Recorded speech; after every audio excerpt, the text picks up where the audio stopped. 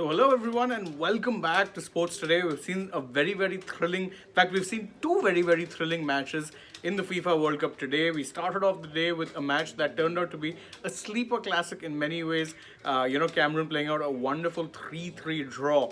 So that in itself was a pretty amazing result, and then we're met with another absolute multi-goal thriller in the form of South Korea versus Ghana. Unfortunately, the result was not a very good one for the South Koreans. Why? Because, well, they ended up being on the wrong side of a 3-2 thriller. And despite the fact that the South Koreans actually showed plenty of fighting spirit during this match, unfortunately, they are now on the brink of a World Cup exit. We'll get to why in just a bit, but let's just quickly go over the match. You'd remember that once the match actually had started, South Korea started off the match. They were actually on the front foot. They were actually the team that would, attacking more than what Ghana were. Ghana were pretty much pinned back into their own half. In fact, if you remember, South Korea had about 6 corners before the 28 minutes. 17 minutes of play, they had 6 corners already. But then once Ghana found their footing, just a few minutes later, by that point, however, it was very much Ghana's match, even though, as I said, South Korea had a bit of a fight back. So you had Mohamed Salisu, who opened the scoring, bit of a messy goal, free kick going in, no one dealt with it. He kind of snatched onto the rebound. No one cares. 1-0 Ghana. 10 minutes later, Mohamed Kudus puts them up 2-0. Wonderful goal. A cross from Andre Ayew, and Kudus was on the end of the header. So 2-0. At that point, you're thinking, okay, that's it. Game over for Ghana, right?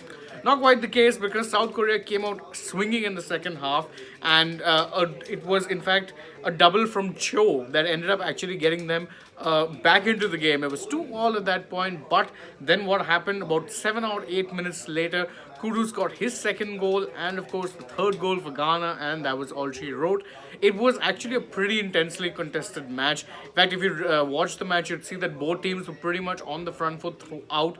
End-to-end stuff. In fact, towards the end, the players, some of the players were actually cramping up a bit, and there was also, a player who had to be stretched off, unfortunately. So, plenty of action in that sense, and thus little surprise when you ended up getting 10 full minutes of, stoppage time in the end of the second half. Now, you know that the regulations do say, as things stand, that whatever time it is that you lose through the half has to be added on towards the end.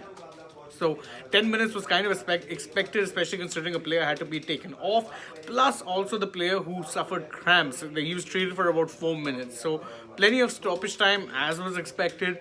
And South Korea came very close to finding another equalizer. In fact, there was a bit of a controversial ending to the match because, South Korea had won a corner, but the clock had already gone past 10 minutes. The referee blew for the full-time whistle. South Korean coach was not a happy chappy. He ended up getting into the face of the referees.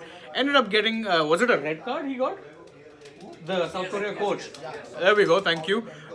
He ended up getting a red card, which means he won't be there for the next match, which is, of course, a very important match for South Korea. It's against Portugal, and as things stand, South Korea, as I said, they're one step out of the World Cup. Now, let's obviously talk about the things that would be the most interesting thing going into the final round of games. What are the permutations and combinations? Well, Ghana have lost one match and won one match, so they have 3 points. South Korea, on the other hand, have drawn one and lost one, so they actually only have 1 point. So Ghana currently are level in terms of points with Portugal, and level on goal difference as well. Or no, actually not level on goal difference, but level on points with Portugal, who of course will be playing Uruguay later today. Remember, if Portugal beat Uruguay, then they're through to the next round, no problems. In fact, even if they get a draw, they'll be in a really good position. Uruguay, however, need a win or a draw to stay alive. So, as I said, but even if Uruguay can get a point or 3, then South Korea will stay last in the table, and they're currently last as well in the live standings. And of course, they would also have to get a result against Portugal, and they'll have to do so without their coach being there in the dugout. So pretty big challenge for them. Ghana, on the other hand, know that they're going into their last match, which will be against Uruguay, if I'm not wrong.